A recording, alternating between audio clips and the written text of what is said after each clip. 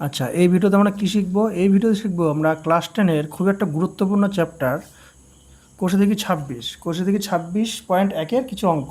কারণ এই চ্যাপ্টারটা থেকে মাধ্যমিকে তোমাদের প্রায় 12 থেকে 14 নম্বর আসবে, ঠিক আছে? সেজন্য এই চ্যাপ্টারটা খুবই মন দিয়ে করো। আচ্ছা, আমরা নিয়ে এসেছি 26.1-এর প্রথম অঙ্ক। প্রথম অঙ্কটা কি বলেছে? আমি আমার 40 জন বন্ধুর বয়স নিচের ছকে লিখেছি। এখানে অঙ্কগুলো আমি কি লিখে খাতায় তোমরা বই থেকে করবে, অথবা আমি প্রশ্নগুলো এখানে লিখে নিয়েছি, কোনো সমস্যা নেই, ঠিক আছে? এখান থেকে দেখে নিতে পারো। বয়স, বছর দেওয়া আছে, কি কতগুলো বয়স দেওয়া আছে, বন্ধুর সংখ্যা 4 7 দেওয়া আছে। এর মানে কি বলো দেখি, 4জন বন্ধু আছে, তাদের বয়স কত? 15 বছর। 7জন বন্ধু আছে, তাদের বয়স 17 বছর, এভাবে দেওয়া আছে। কী বের করতে বলেছে? আমি আমার বন্ধুদের গড় বয়স প্রত্যক্ষ পদ্ধতি বা প্রত্যক্ষ গড় পদ্ধতিতে বের করতে হবে। আচ্ছা, এই চ্যাপ্টার অনেকগুলো নিয়ম আছে, কিন্তু তাদের মধ্যে একটা নিয়ম হচ্ছে প্রত্যক্ষ গড় পদ্ধতি বা প্রত্যক্ষ পদ্ধতি, ঠিক আছে?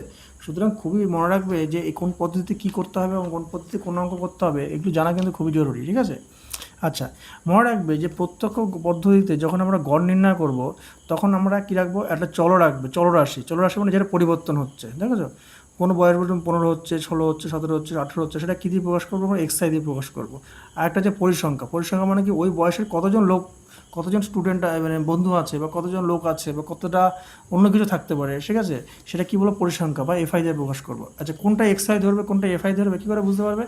যার মধ্যে এটা কী থাকবে? রিদম থাকবে। রিদম মানে কি বলতে, সমান সমান ডিফারেন্স থাকবে, সিরিজে আছে, দেখো 15 থেকে 16, 16 থেকে 18, একটা সিরিজে আছে, মানে কি এক এক করে বাড়ছে। সেটাকে ধরবো, মনে রাখবে সবসময় সেটা কি দেখবো? চল বা এক্সওয়াই ধরবো।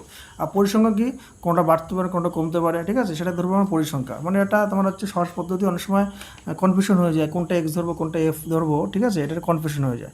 তাহলে আমি কী করেছি, এবার সাজিয়ে নিয়েছি আমরা, ঠিক আছে? একটাতে এক্সআই বা তোমার চল রেখেছি। চলটা কি? বয়স, যেটার একক কি? বছরে আছে। আর বর্তমান সংখ্যাটা কি? পরিসংখ্যা, সেটা কি? এফআই ধরেছি। আচ্ছা, এবার আরেকটা কি হিসাবে বের করতে হবে, আরেকটা কি তোমার হচ্ছে কলম করতে হবে? এক্সআইএফআইটা কি সেটা আমরা পরে আসছি। আচ্ছা, তাহলে আমরা এক্সগুলো লিখে নিয়েছি, এফআইগুলো লিখে নিয়েছি।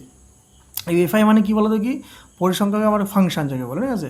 তাহলে কি এফআই ভ্যালু কি 1 হতে পারে, 2 হতে পারে, 3 হতে পারে, সেজন্য এখানে এফআই দিয়ে প্রকাশ করা হচ্ছে। আর এফআই মানে কি? এফআই লেখার উদ্দেশ্য হচ্ছে এক্স এবং এফ কী অবস্থা আছে? গুণ অবস্থায় আছে।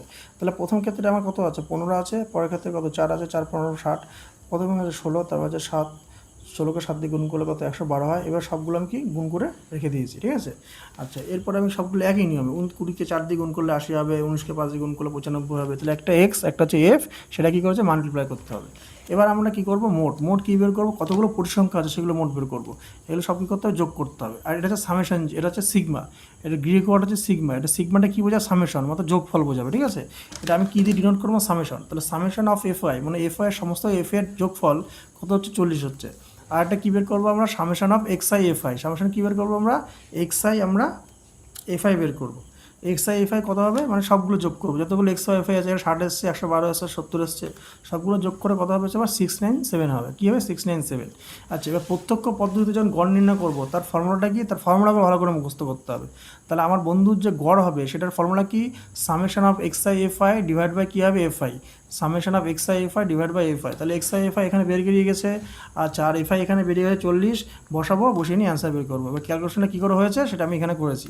আচ্ছা, একটা জিনিস মনে রাখবে যে এগুলোর অ্যান্সার কোনো সময় অ্যাকুরেট বেরোয় না, মানে প্রায় মানে অ্যাপ্রক্সিমেটে বেরোয়। সেটা মনে রাখবে যে কোনো সময় যখন আমরা অ্যান্সার বের করবো, তখন আমরা দশমিকের পরে 2 ঘর নেবো, ঠিক আছে? এবার দশমিক কত আছে? তার যে 5 আছে। এবার 2 নম্বর ঘরটা, দশাংশের ঘরটা কী আছে? এটা একাংশ, এটা হচ্ছে দশাংশ, এটা সহস্রাংশ। তাহলে দশাংশের ঘরটা কী আছে তোমার? 2 এর ঘরটা, সহস্রাংশের ঘরটা কত আছে? 5 আছে। মানে মনে রাখবে এই ঘরটা যদি 5 আর 5-এর থেকে বড় হয়, তাহলে এর সাথে এটা কী করবো? আমরা 1 যোগ করবো। এটা আমরা ক্লাস 7-এ শিখেছি। সেজন্য 2-এর সঙ্গে আমরা 3 যোগ করে 5 লিখেছি, এবারে অ্যান্সার বের করলাম। এটা কী পদ্ধতি? প্রত্যক্ষ পদ্ধতি। তাহলে আমরা এই সাথে শিখলাম কি? 26.1-এর প্রথম অঙ্কটা নিয়ে আসলাম, এবং এর পরের ভিডিওতে আমরা পরের অঙ্কগুলো নিয়ে আসবো। আচ্ছা, তোমরা এই চ্যানেলটা, আমাদের ইউটিউব চ্যানেলটা দেখো, অন্যান্য বিষয়ের বা অন্যান্য ক্লাসের সম্পর্কে, ইংরাজি বা তোমার হচ্ছে অঙ্ক বা যে কোনো বিজ্ঞান বিষয়ের বিষয়ে জানতেও তোমরা এই ইউটিউব চ্যানেলটা ফলো করতে পারো।